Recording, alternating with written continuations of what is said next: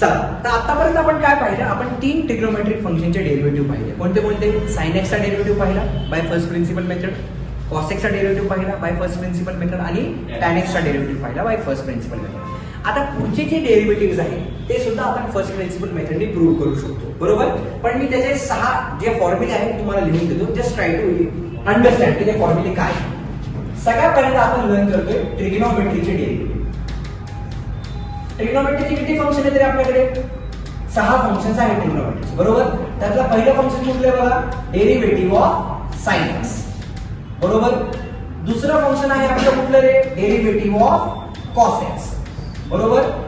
तिसरं जे फंक्शन आहे आपलं that is derivative of tan x, बरोबर. इथपर्यंत हो की नाही? ते आपले 3 फंक्शन जे आपण ऑलरेडी प्रूव्ह केलेले आहेत. आता ही मेथड एक्झॅक्टली एक्झाम मध्ये विचारत नाही, बरोबर. पण आता आपल्याला कळलं की एक्झॅक्टली डेरिव्हेटिव्ह कॅल्क्युलेट करायचे कसे, राईट. चला आता चौथा फॉर्म्युला.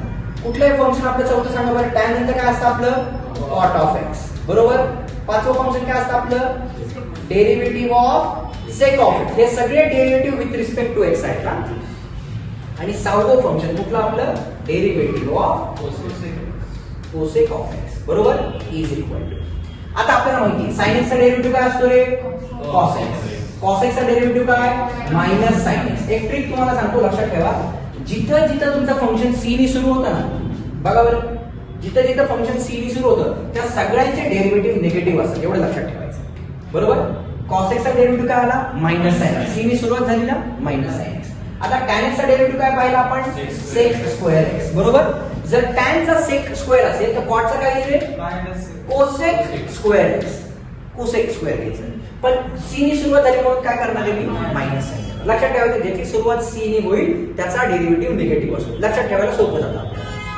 आता सेक एक्सचा डेरिव्हेटिव्ह असतो बघा, sec x into tan x. आता कसं तुम्ही हे फर्स्ट प्रिन्सिपल मेथडने प्रूव्ह करू शकता, बरोबर. आता सेक बरोबर सेक आला आणि टॅन आला. कोसेक बरोबर काय दिलं इथं? Cosec of x. आणि टॅन बरोबर काय दिलं आपण इथं? Cot of x. सी नी सुरुवात झाली म्हणून याचा पण आन्सर काय आलं रे? निगेटिव्ह. मला काय म्हणायचं कळते? सो 6 ट्रिग्नोमेट्रिक फंक्शनचे डेरिव्हेटिव्ह आपल्याला माहित पाहिजे. कसं वाचायचं? Derivative of sine x is equals to cos x. Derivative of cos x is equals to minus sine x. Derivative of tan x is equal to sec square x. Derivative of cot x is equal to minus cosec square x. Derivative of sec x is equals to sec x into tan x. आणि derivative of cosec x is equals to minus cosec x into cot x. हे 6 trigonometric फंक्शनचे derivative आपल्याला माहित असणं गरजेचं आहे. कळालं नक्की सर्वांना? शुअर? डन.